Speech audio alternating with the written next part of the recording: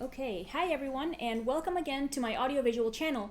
My name is Gabriela Handal. I'm a draftsman and the host of this show, a conversation about art, where I'm doing long term research on the meaning of art and beauty. If you'd like to support my channel, liking, leaving a comment, and sharing this video is incredibly helpful, and so is subscribing. Other support links are in the caption, show notes, or description, whatever you call it. Today we have episode 97, and my guest is artist Hollis Dunlap. Hollis, welcome. Please tell our listeners and viewers who you are and what you do. Hello. Thanks for tuning in and thanks for having me. Well, my name's Hollis. I'm a painter. I live in southeastern Connecticut. I'm 46 years old, and my specialty, I guess, is oil painting. I love figurative work. I do a lot of drawing as well, charcoal drawing. Um, so I've been uh, now painting since about 1993 or so. So it's been 30 years, which is amazing. Mm. But um, so and I also teach painting locally at an art school called Lime Academy, and where we focus on kind of classical, what you could, I guess, would say was classical techniques of painting and drawing. And I also teach workshops around the world, like in Italy every summer, and Mm. in England and all over really. Okay. So anyway, Okay. That's really cool. Yeah, nice work keeping busy with all that stuff. So, would you say that teaching is kind of like your main? I heard the expression recently, bread and butter. I would say it's well, as far as I make money, I it's probably 50-50 with art sales and Mm. teaching. Okay. It's kind of like fluctuated over the years, but I haven't been doing as much with galleries the past few years. With all the, it was kind of crazy for a while there, but it's also just me focusing on painting a little more and less on maybe on selling, although Mm. obviously I love selling work, and I used to do that a lot more because I used to work with a gallery that was had a place in New York City and in Boston, and I would that place closed, and now I don't really work with a local gallery, so I started teaching a little more. Um, and sometimes it's nice to just focus on your work and not worry about selling it and just do whatever you want. And so teaching is good for me in, a lot of ways. Like mentally, it keeps me connected to people, you know, like a lot of people, artist types, I can be really introverted. So it makes me get out of my house and talk to people, which is good, I think. Okay. Um, so yeah, I would say it's 50-50 though. Okay. Okay. So in your case in particular, do you think that um, focusing on trying to sell the work had some kind of negative influence in the work that you were painting? Um, that's a good question. I think that it can. I mean, I think that I try not to think about that, but I definitely, whoops, what's that? Sorry, I have to X something off my computer. No problem. Um, my computer loves to like things just pop up on there. Um, I think that I don't know if I would call it a negative influence, but certainly like when I do a certain painting, I'll know if it has a chance of selling sometimes. Mm. Although some of my favorite paintings I still haven't sold, Mm. and every once in a while someone will buy one that I never thought of selling, so that's a good question. And I don't really know necessarily the answer to that because it's not as if like not all like you could say a commercial taste. It's not all bad, but certainly it can tend to make people do less interesting work if they feel like they have to dumb it down for a bigger audience. Mm. Like, it's like I don't in general, yeah, I think the commercial thing is probably bad. Like you really shouldn't care if your work sells. And, certainly my favorite paintings I've done, I have some here that I really like that might not be, let's just put it this way, my galleries wouldn't pick them Right. first to show, Right. but I wish they would, Mm. you know? But I think that, like, as an artist, you really have to fight for that too. You have to really say, hey, no, this is interesting and you should look at this. And if you don't do that, then it's kind of like it's a like low self-esteem. It's like, oh, maybe it's not good, you know. It's like you have to stick up for what you like, you know. So, yeah. Yeah, that makes me think of an expression that a colleague told me a long ago. He's an artist as well. I mean, that's why I use the word colleague. But he said that an artist makes his career by what he says no to. So I mean, Yeah. it makes me think of that. So it's like if you, for example, really wanted to sell on if you really wanted to sell those paintings that the ones that you really like, then you'd I mean I guess you'd have to kind of clamp down until you find a gallery that will sell them, you know, And and kind of like um, something similar, I guess. It reminds me also, I mean, I'm drawing all kinds of parallels here.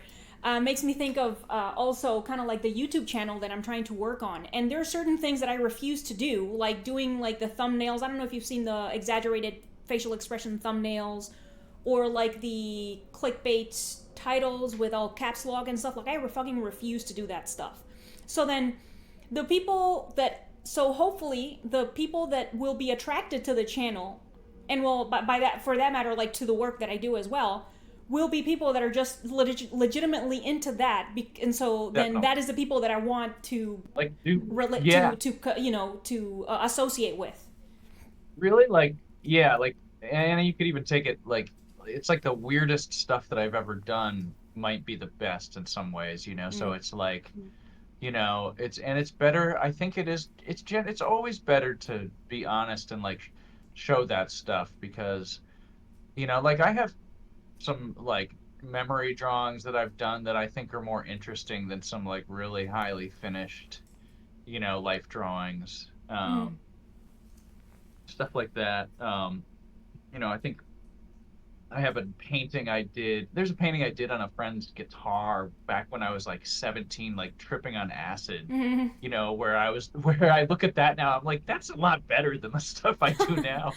You Yeah. know, like it's like, and like I don't. I mean, I'm basically I'm pretty straight-laced now, but it's like, you know, I had that time in my like late teens and early 20s where I was just kind of fucked up, you know, and just like, but some of the art that I would do was interesting, even though I didn't have the skills really, you know, so but Mm. it was sincere and real. And lately I've been wanting to kind of get back to some of that. Not that I'm going to start like, you know, taking hallucinogens again, although who knows, but like um my students are going to laugh if they hear that one. But it's like I think it's like you want to get back to why you like to do it in the first place. Like for me, like the reason I started doing it was definitely not to sell. I just Mm. loved Renaissance art.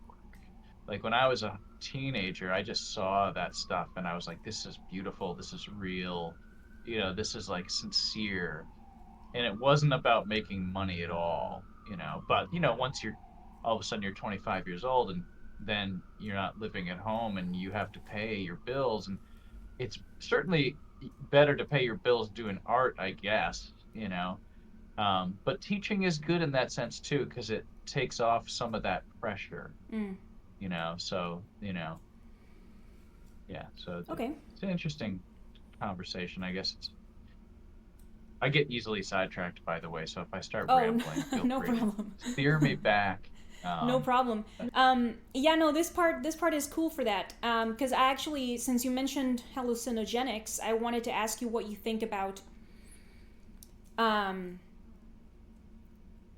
all right, so I don't know if I know of any artist that operates this way, but if there's a person who can only produce interesting work whilst they're high on something, do you think that's some kind of a problem? I mean, I kind of consider that a problem in a way, yeah, because at the same yeah, time, it's like I feel like, you know, hallucinogenics, or you know, even the Mary Jane and this type of stuff, I mean, they allow us quicker access to things that are already there, you know. So I just think that yeah, whilst one is sober, it's just a matter of kind of trying harder, or just kind of thinking about something longer in order to be able yeah. to kind of access that same sort of information. So what do you think about that? Well, it's true that I would say like for example, like with bands that I like musically, it's so often true that they always do their best stuff when they're high on something. Mm. And it's funny. It's like, I mean, it's like, would anybody like Kurt Cobain if he wasn't a heroin addict? I mean, it's like it's true that it makes people more raw in their emotions, I think, like I definitely think that like it's I would rather, I don't like to do any of that stuff now, because it doesn't react with my body the same way it did when I was like 20. Mm. But probably because I have more responsibilities now and I just feel generally maybe there's things that are much more real that are staring at me as I get older and my parents get older, my friends get older, that stuff is much more real and I can't just fuck around like I did when Right. I was 20 years old. Without I think back and like I don't know why, especially this year, I think back and I was like, wow, I didn't care about anything, and it was just there was definitely a shift for me around when I was like maybe 25, 26, where I just didn't enjoy getting fucked up anymore. Mm. And I still like to have a glass of wine or a beer, but I cut way down on that too. The problem is I like that stuff too much, but it definitely will dull my motivation. Mm. So now, like, I never drink when I'm painting, Right. but not because, I mean, that's not true. Once in a while, if I'm painting late at night, I'll have a beer, but not until I get something done first. Mm. So, but I would never like judge a person for doing that stuff while they're painting if it's making their paintings interesting. I really don't. I guess like for me, it's about the artwork and like if the art is interesting to me, it makes no difference to me how they do it. Mm. Like if they want to smoke pot all day or eat microdose all day or whatever they're taking. I mean, it's not obviously if it's unhealthy, that's not good, but I wouldn't recommend it. But I mean, I have friends that smoke pot all day, and it seems to work for them. Um, it all depends on the art. I certainly know some musicians that like I don't think sound better when they're high. They might think they do, but it's like, there's a sort of music scene that's like, if they're not doing that, there's something wrong. And Right. the musicians I play with now, I'm also a musician, so the people that I hang out with now are basically sober. They've been there, done that, and it was probably a good experience, or at least an educational experience. I Mm-hmm. do Mm-hmm. think there's value there. Like having experienced just being completely out of your mind at certain times. If you do it the right way, I do think you can learn from it. Yeah. Um, I mean, certainly if you could make it a creative thing, that's better than just, you know, getting wasted or something or completely, just for no reason, but yeah, I think that it depends on the artwork though. If the art's good, I probably like it and Mm-hmm. if people are producing good work. Okay. So yeah. Okay. All right. So I've been thinking about the expression living off of one's art. And I guess we kind of started talking about it before we started talking about drugs and art. But what do you understand by that? And what does it mean? Just what does it mean? Because I have definitely heard it lots of times. I'm sure all artists have heard it all the time. Because it sounds like some kind of an ideal. What? Yeah.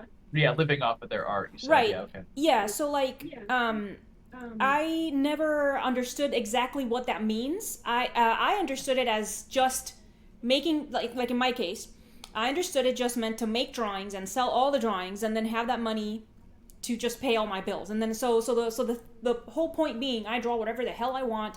People just want to buy it. And then that's enough for me to afford rent bills and this type of stuff, right? But lots of other people that I've talked to, similarly to you, they're very happy teaching. They have a mixture of teaching and selling their work, or their income is exclusively from teaching art, for example, and other people do those painting parties. I mean, this type of stuff, you know. So what do you think the expression means, and how do you feel about it in general? And would you say that what you do is living off of your art? Yeah, I guess so. I think like I don't make any money that's not art related in some way. Um, Actually, I mean, yeah, that's I really don't. I mean, so yeah, I guess basically everything that I do, like I get a paycheck because I'm teaching art. I Mm-hmm. mean, I sell paintings and occasionally, which is also helps. So there's no I don't have any other source of income. Um, I mean, you could go further I guess it's like I haven't really. I mean, I don't know how far you could take that. I mean, you could live artistically in a way. If like I know people that have like built their own house. Right. That have like made everything in their life artistic. I mean, I'm a fairly simple person. Um, but I would say I don't exactly know what your question was. I guess I would say that I do live off of my art if you count the teaching as part of that. Mm-hmm. Um, and I paint a lot in class too, so that's kind of like something I really enjoy doing, which is working in front of people, and um, so Yeah. teaching for me is part of that. Okay. Yeah. I mean, the question was, what does the expression "live off of one's art" mean to begin with? What does it mean to me? Yeah. Oh, well, I guess that's what it would mean would be, I guess that the reason I can afford what I do is because I'm making paintings and teaching paintings, and so I guess that's what it would mean to me. I'm sure I'll think of some other better answer in half an hour afterward. I'm talking, Yeah. but yeah, Okay. that's all I guess. Yeah. Fair enough. Um, and all right. So you mentioned also painting during your class. Do you consider that also like just your making art in general, or because and I'm asking because I had a guest who's also a teacher, and he specifically said he personally doesn't count that as his as work, Uh, you know. yeah, So yeah, I wonder interesting. how you feel, because if you're doing a I was demo. just Yeah, I was just thinking about that actually. Um, I think I do still consider it work, but there is a bit of a different vibe with work done in class Mm, versus like if I hire a model in my studio, it just feels different. It feels a little more real, whereas a lot of classes are like hyper organized and some of that like hyper organization, that classroom vibe can, I think, kind of make the work less interesting. mm, And I'm always trying to figure out ways to make pieces done in class interesting in some way or another. And mm-hmm. I always tell students, like, I'm like, put a background in there, or, you know, put a dog in the right hand corner or something, or like paint the model's shoes in there, something, make it an interesting painting somehow or another. But it's still gonna feel that way. Like, you've got to do things in a classroom piece to maybe make up for some of that. That's how I feel, I guess. Like, I always feel that the classroom pieces are fairly obvious that they're done there. Mm, Um, I just try to make them as good as they can be for what they are. It still is work for me. I'm still trying to explore similar things. But for example, though, I mean, if you're going to do a piece of art with a political message, that's difficult to do in a classroom. mm, It's just and really like for example at Lime Academy we teach very organized techniques that are built with a very clear kind of set of directions you could say, um, and that really so it's definitely work, it's not a personal statement as much. mm, um, like that's the thing, it's very hard, it's harder in a classroom to make it a personal statement just by the nature of working in a group of people, that's like a sum of everything there. Where when I do a painting at home, even less finished paintings that I have here are generally more interesting to me because you can tell it's a real environment. it's unique, and all of that, Mm, So I would say I understand that, like how it feels less like work that's real if it's a demo in class. Um, I just try to make them as good as they can be for what they are. mm, Um, I have a whole bunch of drawings here, that I've done as demos in class, and I'm thinking like, I should do paintings from some of these. mm, But I know I'm like, how can I make it interesting? And I know that some of them I've already like put up on my website or social media as like demos, and I'm like, all right, do I want to make this into a piece of art that's a little more expressive? Um, which is certainly possible. It also depends how you draw, and mm. certainly I tend to like to try to pull things away from feeling like they're done in a classroom if I can, Mm, which is not easy, but you can do it. okay. Do you think that um, the personal statement can be removed at all from anything that a person does?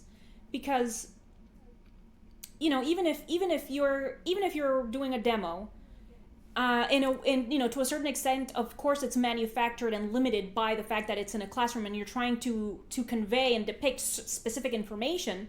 But I mean, it's still like your calligraphy. It's like still kind of your marks and your hand and this type of stuff. And like the stuff that you find easier, the things that you like more when working, Yeah, like that stuff. That's going to be the stuff you talk about. So, what do you think about that?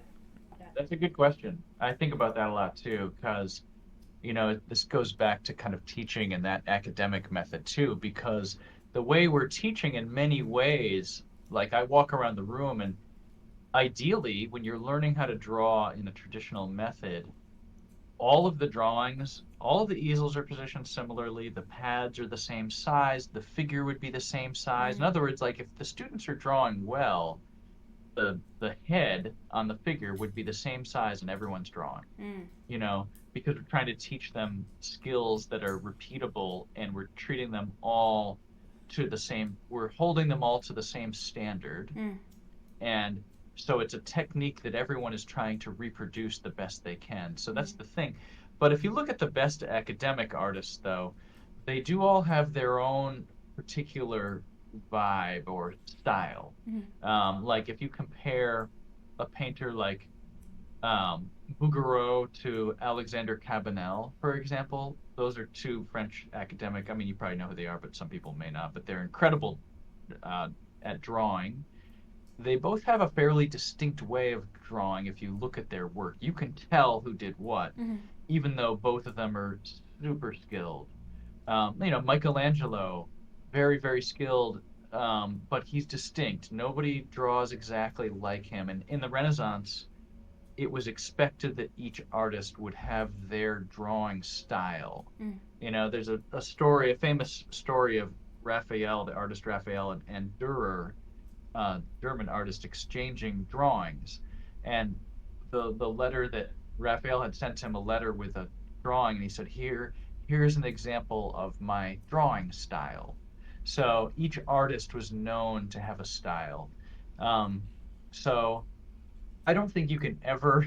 It's very hard to like try to take out your own personal style entirely. Like if you just tried to do that, I mean, if you copy like academic like exercises like the Charles Bargue drawings technique is taught at a lot of ateliers, mm, and the idea is to reproduce the drawings without any individualism. mm, So I think that that is a thing that's valuable to kind of take the individualism out of it, so you can focus on the learning if it's a skill that you want to get. And it's kind of like it's the same thing with like if you study music theory and learning a major scale. There's many different styles of music, but in like if you're going to learn to read music in like a Western style, there's a major scale. You don't get your own version of the major mm, scale. You can bend the notes a little bit, but if you're out of tune, it's not going to sound good. So you want to learn how to keep the music in key. It's maybe similar to that. Like there's individualism within a framework that makes it, I think, good. as opposed to just kind of disorganized. Um, I can always identify, for the most part, I think, individual students' drawings though and paintings. Like if I walked around the room when the students weren't in there, I could tell you who did each piece. Mm-hmm. And I do find that someone's personality does tend to come out in their work. Like it's always true, a disheveled person, I look at their painting, it's uncanny. It's like the brush marks are going around. It's like I'm like, wow, like I want to tell that person like maybe you should like comb your hair before you come into the painting class. Yeah, yeah. And maybe the painting will get better. It's like there's something, people definitely look like their paintings in some way. Mm-hmm. It's uncanny. I'm telling you, if a guy, I remember a guy's got a tall, bald guy with a big head. I look at his painting and I'm like, are you kidding me? Like the head's kind of big and there's Why like did you not draw enough hair. yourself? Yeah, it's really weird. You never want to like, I mean, you never want to, like, I'm thinking this privately, I don't really I would never mention Sure. that to a student, but I do find that the better they get at drawing, some of that awkwardness kind of comes out. The idea is to still preserve what's interesting about your mind and your work Right. and maybe get rid of some of the awkwardness. And that's usually when people learn how to do it better, better, whatever that means to people. I don't mind using those words. I mean, I do think that, you know, the order generally is what makes something good, Sure. as opposed to, having zero experience, communicating. Yes, for So, sure. yeah. Okay. Okay. Mr. Dunlap, what is art in your opinion? Oh, that's, yeah. Let's see. I guess, um, art, I guess, would be yeah, like what makes a person want to do something. It's like art would be like a reflection of something that a person felt, a reflection of an emotion. I don't know, I'm just kind of improvising here, but Yeah, no, a sounds reflection great. of something beautiful, or a reflection of an emotion that someone has that maybe would help convey that emotion, Mm-hmm. you know. So whether it's music or visual art, I think that often art is like a vehicle to better express a feeling someone has. Um, a lot of times, I mean, you can be sitting there and have a certain feeling. If you play a piece of music, that feeling is going to increase a lot. Mm-hmm. Whatever that feeling may be, happiness, sadness, loneliness, whatever that may be, the music, nostalgia, that's gonna, and I find painting is the same for me. Um, it's a little different than music. It's not quite as direct, but it has some of those mysterious things. Sometimes it's hard to put them into words, but I think it's really just like a vehicle to express yourself. Mm-hmm. It's something that you're feeling, in some way, I guess, if I had to define it. Okay. Um, All right. Well, I like that a lot, and it made me think. When specifically when you were referring to it as the reflection of uh, feelings that a person yeah. wants to talk about, express, Yeah. it made me it reminded me of just stuff that has been said in previous episodes about how a work of art is kind of the solidification of just everything that happened the entire time that it was being made, I guess. And so, like, once the Hmm. work is done, kind of like that's the leftover solid evidence of all of those circumstances, whatever the artist was thinking about and whatever they were feeling Yeah. and whatever they wanted to talk about. It's like all there. And yeah, what do you think about that? Does that I seem? love that idea. I mean, I always think that about, especially paintings done from life, Mm. um, like landscapes that I did 20 years ago, where I was out in the woods at some random place with somebody, and it's like a memory. It's like it really records that time a A little solid bit. memory. Yeah, like it kind of solidifies that memory in a way. And it's not reproducible, Mm. as opposed to like, and I have no problem with work done from a photo, but Right. it's, to me, you can you could take out the photo a year later and work on it some more. Yeah, So it yeah. tends to, for me, blur that a bit. So, and I like, you know, I have paintings that I did 20 years ago of friends and people that I love that are still special to me, even though the painting may be a little awkward. Um, I do think that that dialogue that's happening there while you're doing whatever's going on while you're doing it definitely comes through in a painting, in a way that I think I don't want to say improves the work. I think maybe better translates Mm. in some cases. Um, so yeah, Okay. Um, it could also be just to add to that. I guess it doesn't necessarily matter how the work is done for that though, because it also could be whatever the artist is thinking while they're doing it, whether even if they're doing it from an AI painting thing, which if the thoughts that the artist is having are interesting, I guess it all could add into that. okay. So you're not an AI art hater. I don't like it. I don't personally. I'm not interested in it. But and then maybe I'm naive. I'm not really worried about it the way some artists Yeah. are. I'm definitely not a hater of it. Well, actually, that's not true. The other day, a friend of mine sent me like some AI paintings, and I think I was just being sarcastic, but I was like, those all suck. I think like I I haven't seen, let's put it this way, I've yet to see an AI or digital painting that I really like. Mm. So Yeah. they always look to me, but I like real paintings done with oil paint that Right. maybe have some awkwardness to them. Mm. Um, I think it's just that neither here nor there for me. I just like oil paint. I like how it looks. Yeah. I'm just one of those weirdos that likes a very specific thing. Mm-hmm. Mm-hmm. But I have no problem with it. If that's what people want to do, Yeah. you know, Yeah. nothing No. I can I don't say. have any kind of a problem either. I don't think it's negative in any capacity. I Hmm. think there's people making it negative, taking it negatively, and being kind of pussy whiny about it. Because I remember I did a whole video talking about it, and I Yeah. watched the bunch of videos about opinions, in favor and against. And Uh-huh. people are like, oh, what is even the point if there's gonna be AI art now? And I'm like, you're being such a little wuss right now. It's like Yeah, that's fairly just negative. yeah, I mean, but at the same time, it's stupid. It's like just because somebody is better at making art than you doesn't mean that you don't have you shouldn't keep doing art. It's like that other person was Yeah. also an amateur at some point and was also dumb at making Right. art at some point.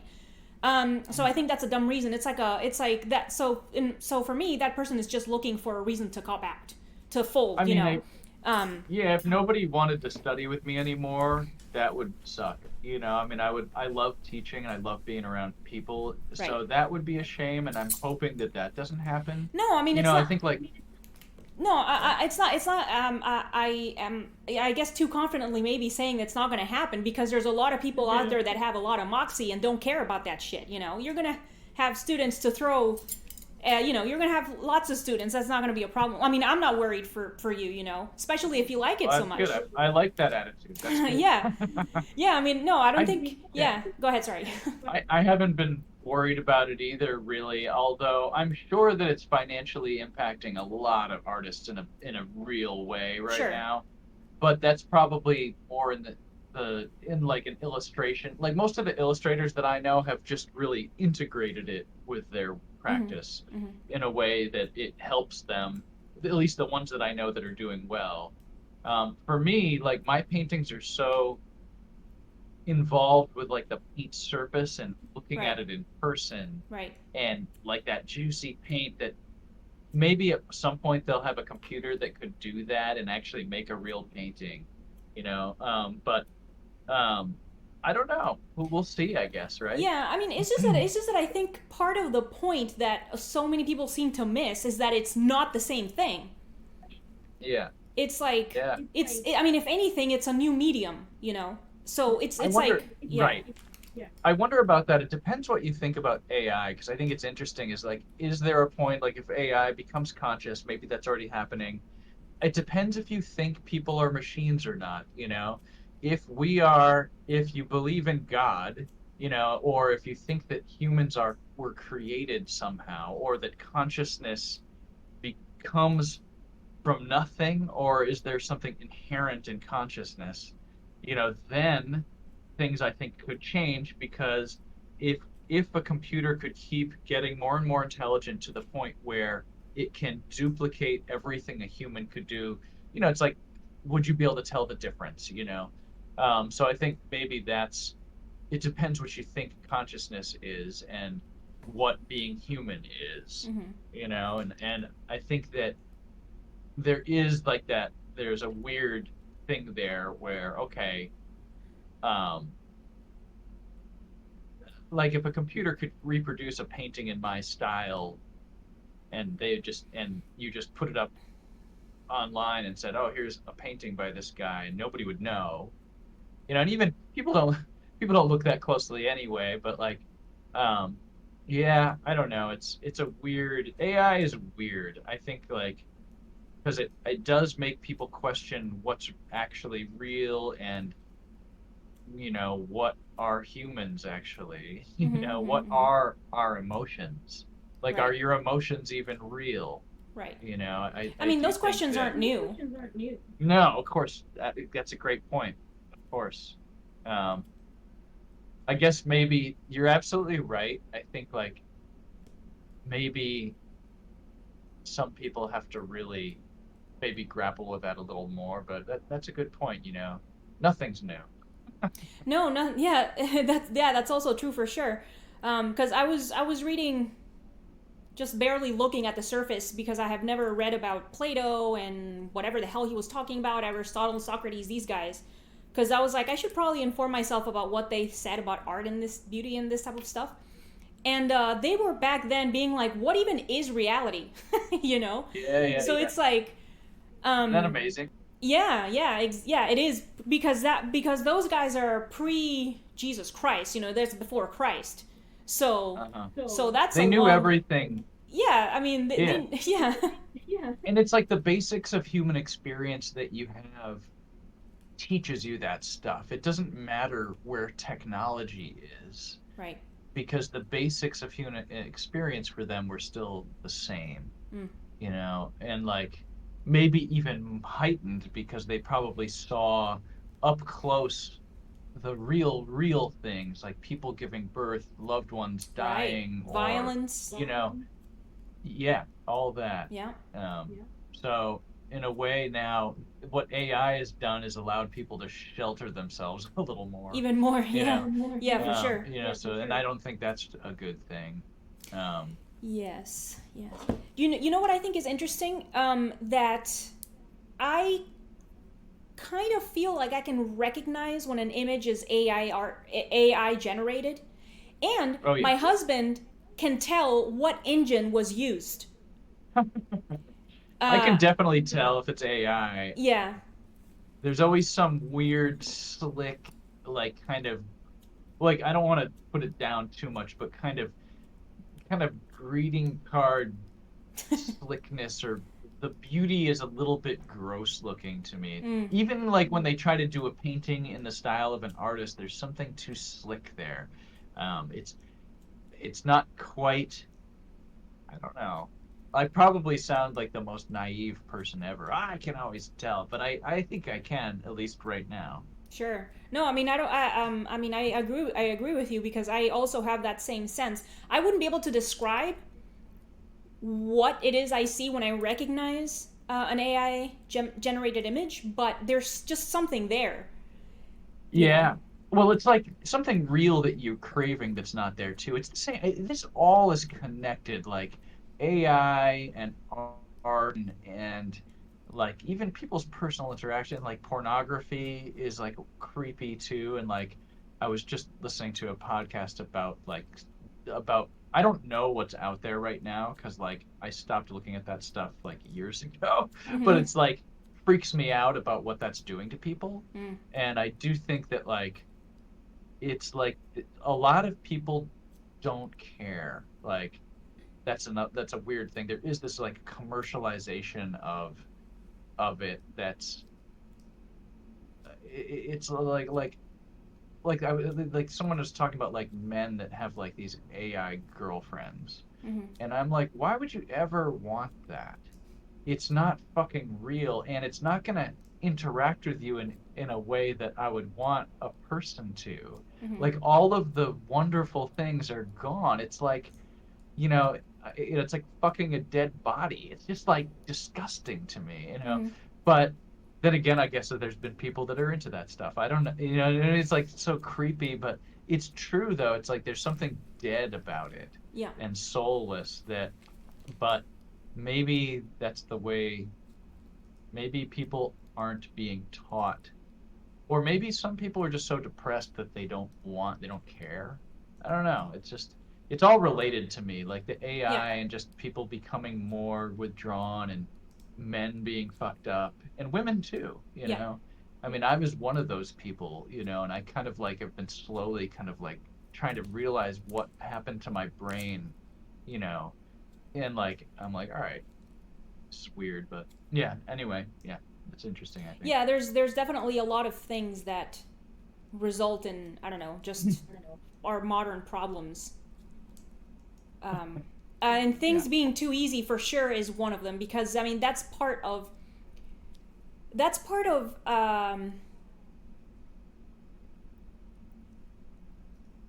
one of the things, at least, that I think I don't like about AI generated images, that the person who wants to make the image is not using their body to make the image. So like when you make a painting, you use your hand, your arm, your brain, and your whole body. You Yeah, stand back, you yeah. get far away from it, and you have like Right. this kind of, I mean, you have this whole problem solving struggle the entire Yeah. time that you're making the work, and that is what making a work of art is. And I mean, not that that doesn't exist when you're making an AI generated image, because I don't know if you've tried it, but I've, fiddled with it a little bit, and you put in your sentence, and then you seed it Hmm. or something, and then you try to change the word and you add stuff. And I was like, I'm just gonna fucking draw the thing. I ran out of patience, but the Yeah. struggle isn't the same, even though there is still a difficulty. It isn't as Oh, physical, because the person making yeah. the word is not physically making the work. The generation of the image happens within the device. The person is I not mean, making the yeah. decisions. So what do you think about that? Yes.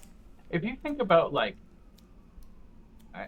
classical artists like Michelangelo was obsessed with the physical part of making his work. Like he's writing poems about it, and Mm, it was like the physical toll that doing those sculptures did on his body, and how he was basically sacrificing his body for his work.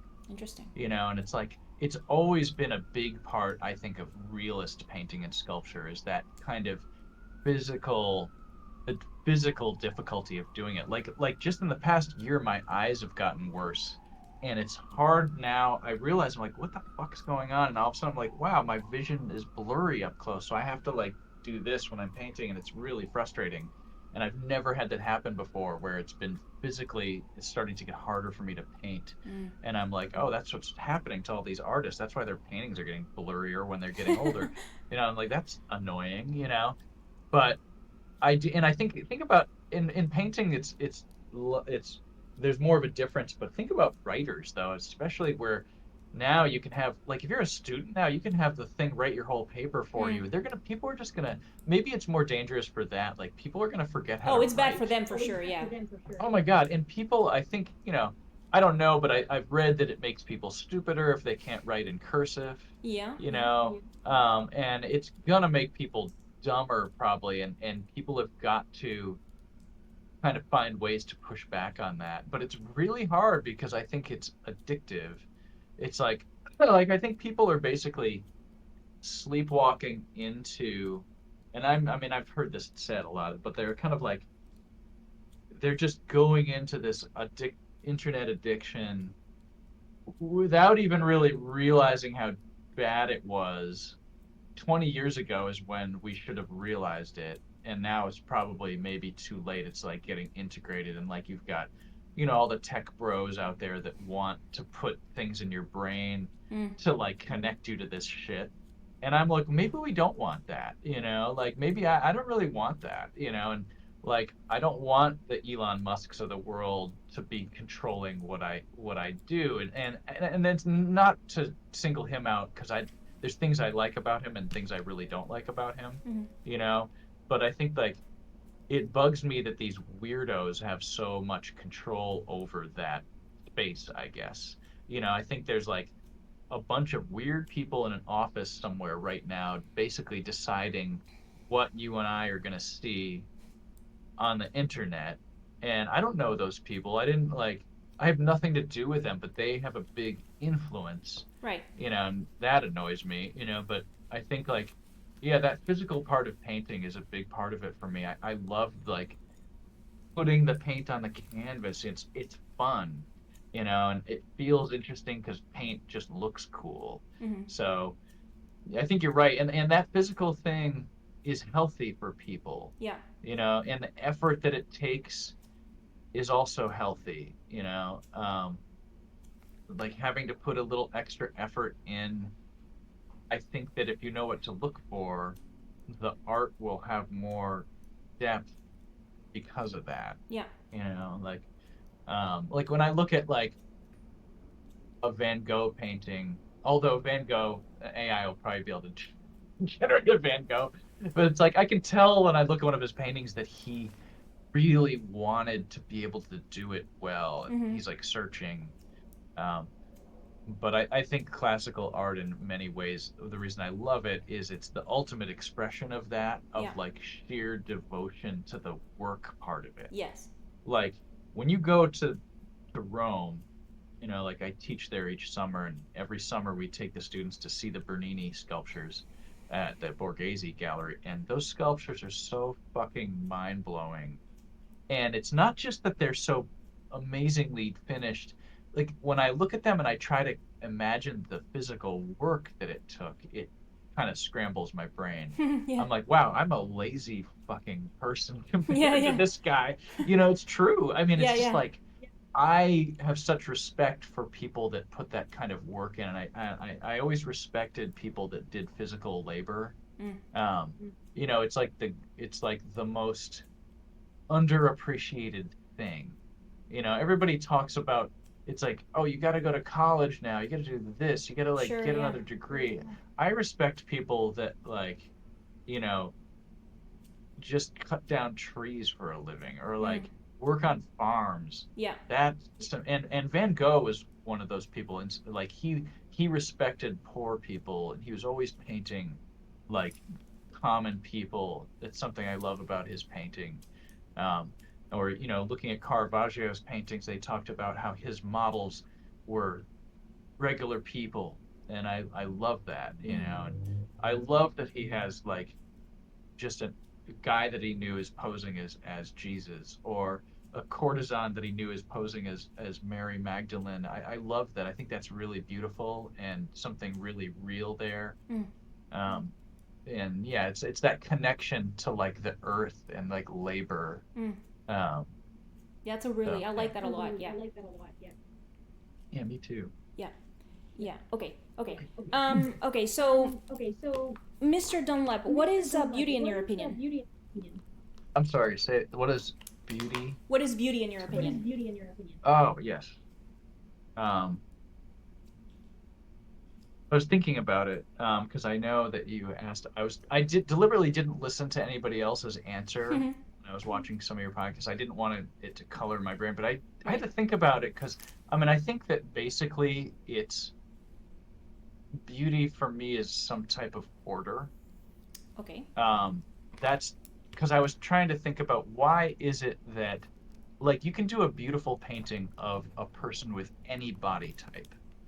So beauty certainly isn't like model like looks, whatever that is. But it can be like like a physically beautiful person probably would just have a very interestingly ordered proportions. So that to me, I think that generally beauty is is the desire to is things that are very well ordered. Mm. So in a painting, you could say it could be an arrangement of colors and shapes. It could be in a figure drawing. It could be proportions. That's, I think, why skill can often look beautiful. Mm. Not always, Yeah. but often it's that the skill of organizing things, the way that things come together, that when you start a drawing, it's just a few kind of scattered lines. and slowly those things are formed together, and that formation is beautiful. Mm-hmm. Um, or I shouldn't say, and why is it beautiful? I think it's because it's ordered. Like if you took everything in your room and just trashed your room and threw everything on the floor, it's not going to look as good. If you organize it nicely, it's going to look beautiful. Right. If you dress in a way that the colors that you're putting on look good together for whatever reason, that's beautiful. Um, I think that this like it's funny, we're on the app that we're on is Discord. It's like Discord would be not as beautiful. Like if you're in a band and the two guitar players are not in tune, Mm-hmm. it's not going to sound as beautiful. Mm-hmm. If the vocalist is out of key, it doesn't sound beautiful anymore, and it Right. doesn't matter who hears it. If they don't agree, they're lying. It's like no one wants to listen to a singer who's out of key. Right. you know so it's whatever that order, I guess, to me would Mm-hmm. be, where you're putting the colors and shapes. Because if you take that away, you don't really have anything, and then it's like, what is it, entropy that causes things to break down? It's like the inevitability of that. Mm-hmm. I would say that's not necessarily beautiful. It might be true. you know um, so I guess that's my long-winded answer Well, I on like it a that. lot, and it reminds me of a couple of things. It reminds me of a guest that I had previously who is he was a musician that's like, we're visual artists, and you do music as well, but I figure your main thing is visual art, but his main thing is music. So I asked him, so he mused about the difference between noise and music, and that's what he said basically, that Yeah, music is deliberately ordered. The sounds are deliberately absolutely. ordered in a specific way, and so that is for sure applicable as well to art because you're deliberately Yes, making. yes, Yeah, yes. right. So isn't I mean I just think that's really cool. And the other thing it reminds me of is something that Jordan Peterson talks about. I don't know if you know him, but he's a clinical psychologist, and he sometimes talks about art. And I wish he talked about art more often because I really like to hear him talk about art. So he Uh-huh. talks about how artists go into the unknown and civilize it for other people to go into it. So what artists Oh, do sure. is walk the Yeah. line between chaos and order. And Yeah, so then that's a very good observation if he right? said that. Yeah. That's certainly true. Like, people love to get a glimpse of something a little bit dangerous too. Yeah. And that's why people love crazy artists. I mean, if Van Gogh didn't cut off his ear, would people give a damn about him? Maybe that's exaggerated, but it's kind of true. Yeah. People love him because they know he was manic depressed. He had problems. Right. Um, but it is definitely everything we do that's good requires order to it. Everything bad that happens is because something got fucked up in some kind of or you lost that. If a plane crashes, it's because somebody like didn't pay attention and like the order. It's like if someone dies tragically, it's like this like a car went off the road. It's like it's always this kind of disorder. Yeah. It's and I think that, but maybe, and I'm sure that within all that, like even in the pain and suffering of the world, there's some order to that. I don't know what that is, but yeah, that's a great. I love that idea of like showing people a glimpse of it. That's what musicians do that completely. I mean, like Lou Reed is was in some dark places, and when you listen to his music, he can show you some of that, and it's fucking interesting. Like some of my favorite bands are really dysfunctional people, Mm-hmm. songwriters, like, but the best ones, if people are too straight laced, it's not that interesting. No disrespect to Taylor Swift, but she's not very interesting. I guess she's popular, but people, if she was like addicted to something, she'd be a lot more interesting, you know. Mm-hmm. But she's probably just addicted to her iPhone, I guess. But that's not that interesting because so is everybody else. Mm-hmm. But maybe she's actually a really interesting person. Sorry, Taylor, if you're listening. I didn't mean to like put you down. So Wow, if she's ever listening, it's like I made it, so that's cool. yeah, I know. Uh, That'd be funny if she's probably like really into like really weird art. Like probably not, but I wish. yeah, She's yeah. probably really, really crazy. Yeah, I haven't. I can't say that I've listened to like an entire album of hers. I've listened to like a song here and there, Yeah. and I think she gets grief from people because her songs are. I mean, apparently her songs are a lot about the relationships that she's in, like romantic relationships that she's in, and apparently Yeah. she's been in a lot of them. But at the same That's time, interesting. yeah. But at the same time, yeah, exactly. At the same time, it's like Her wild life. what better subject matter, right? It's like because when you have a Yeah. crush on someone and you want Yeah, that's a great them, subject. it's like Half that of the is song I write a lot of music, and half of the music I write about is like people that I've been involved with and some yeah, inspired it in some way. I right. mean, it's That's true, and those fodder. are It's like emotions that real you fuel there. yeah, yeah, absolutely. And like I think expressiveness is weird. It can be good and bad, It's like if you do it without any of the order, then it starts to sound like shit. I mean, I like there's a band I love, Brian Jonestown Massacre, and the singer Anton, he's totally very talented guy, but not in a typical way. He's also a little crazy. He probably did a lot of drugs and fucked himself up a little. So his behaviors, he's erratic as hell. Mm, But that's what when he's on, he writes really good music. mm, Like he's capable of writing terrible songs too. Like it's like every one of their records has like five beautiful songs and five like kind of throwaway. Like mm, they're consistent like that. mm, I mean, but his best work, he's not a great guitar player. It doesn't matter. It's just that he's very direct and there's something real there that I mm, like. Um, there's bands like I don't love like progressive rock, for example. It's too ordered. It's almost like mm. they're lacking something. So it is Yeah, possible to have too much of one thing where it becomes not sexy anymore. sure, And yeah, it's like, academic art can be like that too, where it's like somebody needs to just deliberately do something else or something. It's like it's almost like you can have too much order where it becomes very and maybe that's what Taylor Swift is like there's too much order there, mm. and maybe her relationships aren't that interesting, and You know what like that makes me think of? You know what that makes me think of? It makes me think of Pink Floyd because you know that Pink Floyd, when it got really famous, it was about the tension between Gilmore and Waters, and yeah, there's some right, albums that are. I mean, I think the albums that are really, really good have the really perfect balance between the two of them. And then right, the albums that kind of veer off to too much Gilmore and too much right. Waters John and are John bad. and Paul.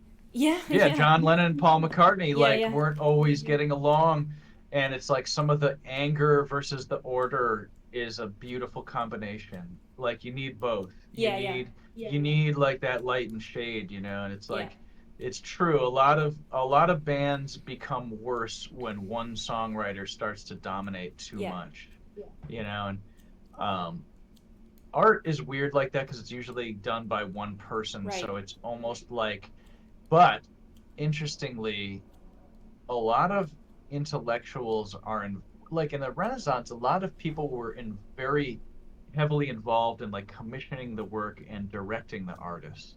Mm-hmm. And so a lot of like the Sistine Chapel was really a Michelangelo was the body and the mind that could he was the body that could do the work, but it was also the Pope was very involved in what was to be painted there. Mm-hmm. And he was a very interesting man, a very highly educated and interesting guy.